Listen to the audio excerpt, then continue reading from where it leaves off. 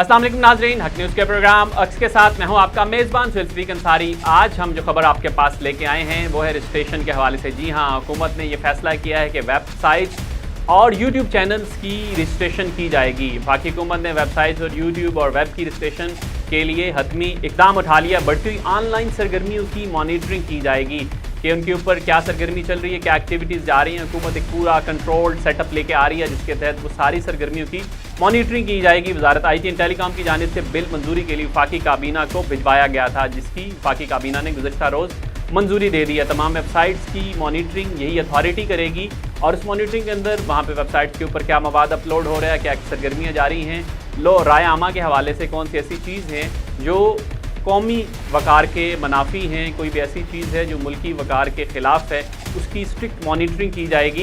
इस अथॉरिटी को TV channel जो ऑनलाइन वर्क कर रहे हैं और तमाम जो वेबसाइट्स हैं और अखबारात के जो पेपर्स हैं उनकी भी मॉनिटरिंग की जाएगी कि वहाँ पे क्या डेली एक्टिविटी हो रही है, क्या चीज़ अपलोड हो रही है। हुकाम के मुताबिक वेब मॉनिटरिंग का इख्तियार PTA से वापस ले लिया गया। इससे पहले ये इख्तियार PTA के पास था, पाकिस्तान टेली कम्युनिकेशन अथॉरिटी के पास था।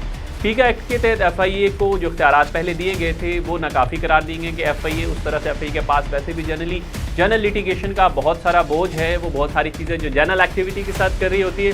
ई-तहफ़्फ़ुज़ बिल के इस हवाले से जो भी लोग ऑनलाइन सरगर्मियों के अंदर हैं, जो रेगुलर तमाम चैनल जितने भी हैं वो अपने वेब चैनल्स के ऊपर एक्टिव हैं, उन तमाम एक्टिविटीज़ के ऊपर क्या हो रहा है। जनरल चैनल तो डायरेक्टली पैमरा उनको मॉनिटर कर रहा होता है, लेकिन एक्टिविटी के हवाले से जो ऑनलाइन एक्टिविटी है, सोशल मीडिया की जितनी भी एक्टिविटी है वो इस हवाले से अंडर कंसिडरेशन आएगी। और PTA सोशल मीडिया के ऊपर ब्लॉक मवाद करने के हवाले से भी कोई ज़्यादा एक्सेस की सिचुएशन नहीं थी, अब इसको भी मज़ीद स्ट्रॉन्ग बनाया जाएगा। और फीका एक्ट के तहत साइबर क्राइम के दायरे के लिए अलग अथॉरिटी नहीं थी, ये एक पूरी अथॉरिटी है जो साइबर क्राइम्स के हवाले से भी ज़्यादा एक्टिव रोल प्ले करेगी। और बिल के मुताबिक FIA को ये टास्क दिया गया था कि पहले जिन मामलात का बोझ है उससे ज़्यादा जो सूरत हाल है उसके अंदर मज़ीद बेहतरी लाएगी, मज़ीद जो क्लैरिटी के साथ उन चीज़ों के ऊपर वर्क किया जाएगा। और अथॉरिटी गलत खबर चलाने के ऊपर जुर्माना भी कर सकेगी और वेबसाइट को ब्लॉक भी कर सकेगी। जी हाँ, अब ज़्यादा ख़बरदार रहना होगा, होशियार रहना होगा और ज़्यादा विजिलेंट होकर, ज़्यादा रिस्पॉन्सिबल होकर हमें अपना ऑनलाइन किरदार अदा करना होगा।